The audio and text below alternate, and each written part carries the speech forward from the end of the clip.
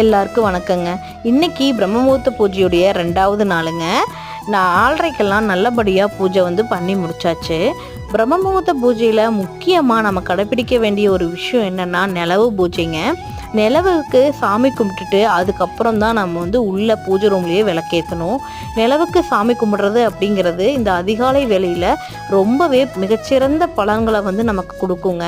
சாம்பிராணி, கற்பூர ஆரத்தி எல்லாமே நம்ம நிலவுக்கு பண்ணி பூஜை பண்ணி சாமி கும்பிட்டு முடிச்சுட்டு அதுக்கப்புறம் தான் நம்ம பூஜை ரூமில் விளக்கேற்றி சாமி கும்பிடணுங்க.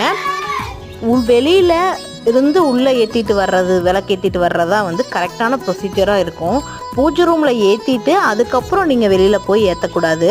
அதனால் ஃபஸ்ட்டு நிலவு பூஜை முடிச்சுட்டு அப்புறம் நீங்கள் பிரம்ம முகூர்த்த விளக்கு வச்சு சாமி கும்பிடுங்க.